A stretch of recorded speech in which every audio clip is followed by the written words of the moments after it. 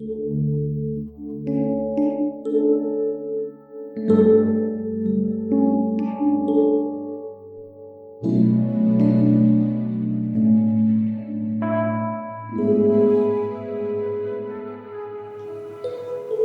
pagi saudara-saudara yang dikasihi Tuhan. Kita jumpa lagi dalam renungan pagi GPD Bethesda Makassar.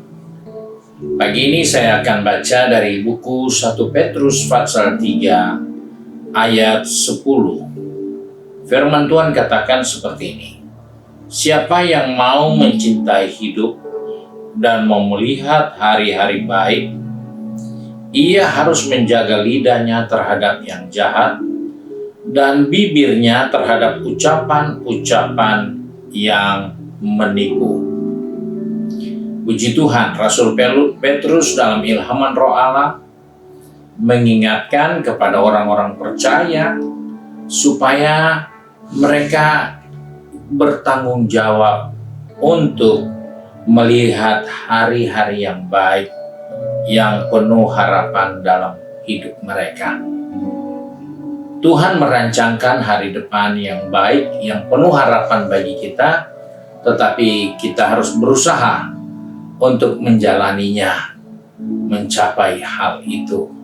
Dia siapkan hari depan, tapi kita harus belajar mencintai diri kita dengan cara menjaga ucapan bibir mulut kita.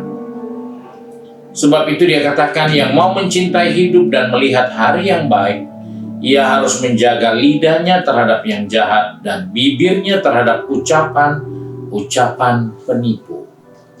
Nah, saudara-saudara yang dikasihi Tuhan, bahwa seringkali kita menjumpai dan melihat dalam media sosial, media cetak, media elektronik, kita menemukan ada orang-orang yang nyaman mengeluarkan ucapan-ucapan yang sebenarnya membahayakan dirinya.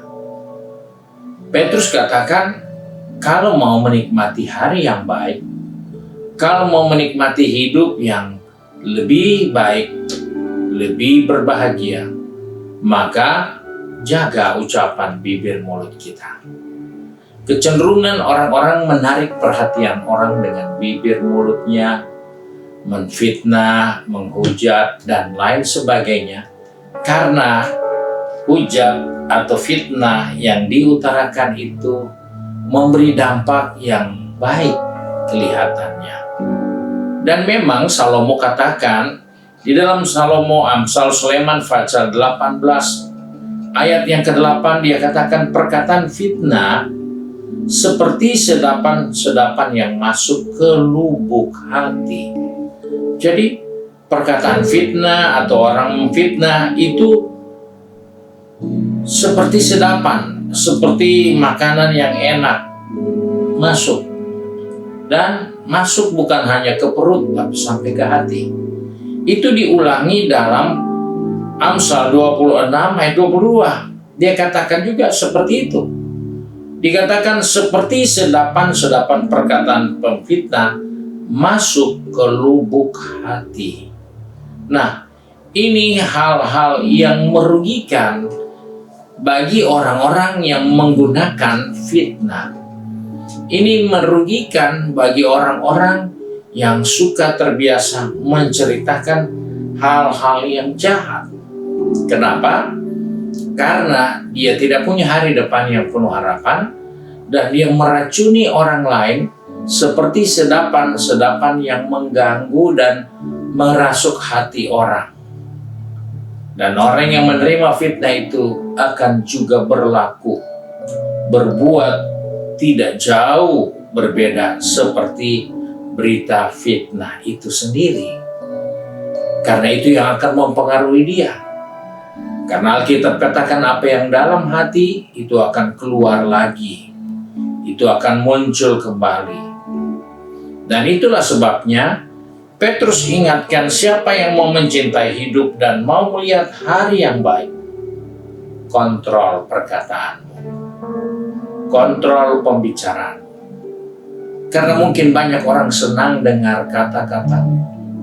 Mungkin banyak orang tertawa, terpingkal-pingkal, seakan-akan engkau menjadi seorang yang sangat dibutuhkan. Karena perkataanmu, ternyata Salomo katakan, seperti sedap-sedapan yang enak-enak masuk ke dalam hati. Dan itu akan membentuk orang yang mendengarkan fitnah itu. Dan Alkitab katakan, jika kita tidak menjaga mulut kita, maka kita akan bertanggung jawab dengan perkataan itu. Dengan perkataanmu engkau dibenarkan, dan dengan perkataanmu pula engkau akan dipersalahkan. Oleh sebab itu, kita harap ada hari depan yang baik di depan kita. Kita harap ada hari depan yang penuh harapan bagi kita, tapi itu ternyata ada dalam kontrol kita. Tuhan sudah berikan hari depan yang kita akan capai, yang kita akan tiba di situ. Tetapi kontrol perkataanmu, kontrol pembicaraanmu. Karena jika perkataanmu tidak mendukung engkau untuk mencapai hari depan yang penuh harapan, maka itu pasti tidak akan engkau capai. Karena perkataan kita yang akan menentukan hari-hari baik itu kita capai, hari-hari yang berbahagia itu akan kita nikmati atau tidak sama sekali. Sebab itu, sebagai orang percaya, sebagai anak-anak Tuhan, kontrol perkataanmu.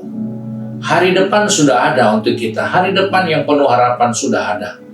Dia siapkan kok untuk kita. Hari depan yang penuh harapan. Tapi untuk menggapai itu, untuk mencapai tempat itu, untuk mengalami suasana itu, jaga bibir mulutmu, perkataan. Karena itu akan membawa engkau ke sana, atau engkau tidak akan tiba di situ. Sebab itu mari, saudara yang dikasihi Tuhan, perhatikan perkataanmu di mana saja engkau berada. Di dunia bisnis, di dunia kerja, di kampus, maupun di rumah. Pergunakan kata-kata yang baik.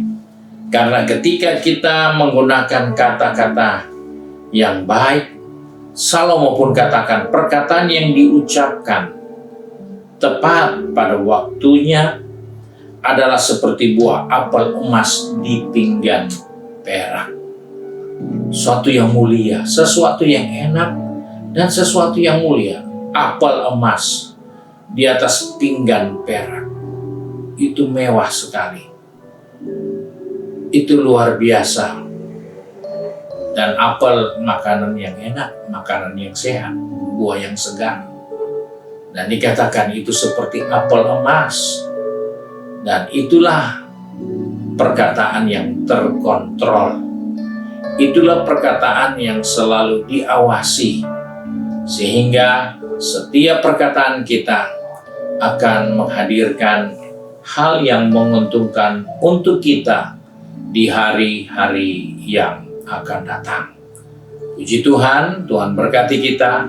Mari kita satu dalam doa. Kembali kami datang kepada Bapa di surga dengan mengucap syukur. Karena oleh kasih setia Tuhan, oleh kemurahan Tuhan, kami ada lagi di hari ini. Dan kami percaya, Engkau Allah yang sudah menyediakan bagi kami hari depan yang penuh harapan.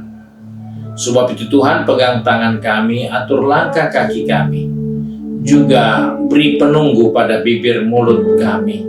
Supaya kami tidak mengucapkan kata-kata yang menjauhkan kami untuk mencapai hari-hari yang penuh harapan, hari-hari yang baik yang Tuhan sediakan bagi kami.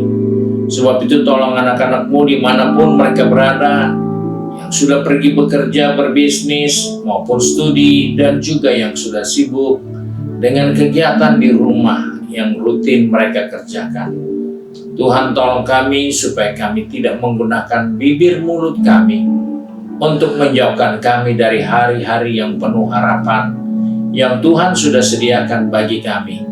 Tapi biarlah bibir mulut kami bisa menghadirkan apel emas di atas pinggan perak, sehingga orang yang menikmati kata-kata itu, mereka merasa bahagia, mereka merasa terhormat, mereka merasa bangga dengan kehidupan yang Tuhan berikan. Terima kasih Bapa untuk kasih setiamu, terima kasih untuk kebenaran firman-Mu. Sebab itu kami bersyukur dan berdoa di dalam nama Tuhan Yesus Kristus, Juru Selamat kami. Haleluya. Amin. Puji Tuhan, Tuhan Yesus memberkati kita dan selamat pagi.